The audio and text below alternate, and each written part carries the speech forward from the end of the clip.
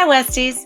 Today what we're going to do is we're going to delve beyond the structure, organization of Canvas, and other basics to history class in general, and it's time to dive into the history. So today we're going to learn how historians study history by using different types of sources and what kinds of things they might use. And this will help us understand how to historically sleuth a little bit better. So you're going to actually look at those sources, learn some facts from them, draw some of your own conclusions, and therefore become a historian. Who knew you'd be doing that by the end of one day? Before we get going with that though, we do have a little bit of business.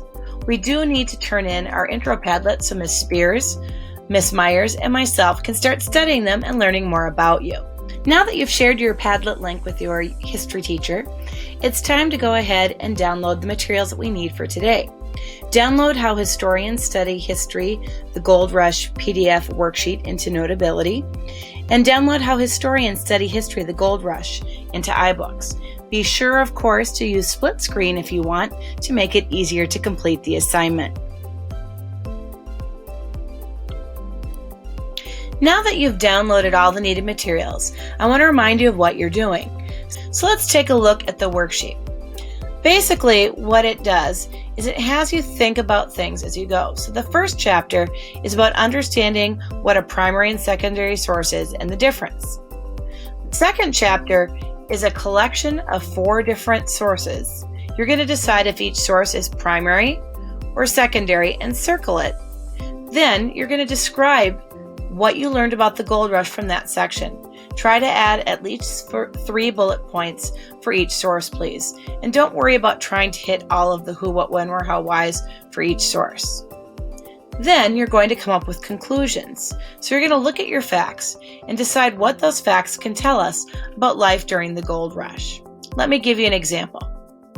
When I was reading, I found out that in 1853, Levi Strauss began to work on canvas pants for the miners, and that later on he turned to a new fabric, denim. When I look and study more, my conclusion is that his work pants must have been filling a need that miners had because his sale grew and expanded and he became really popular. That shows that I've thought about the facts over here as well. So you're going to go through each of the sections and then you're going to wrap up by taking a look at final conclusions. This is trying to get on a how historians learn kind of mindset. We're going to come back to these questions in our next class period.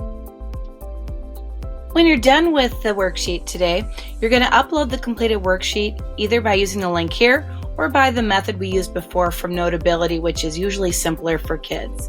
The homework is done, so have a good day, Wisettans. Stay classy.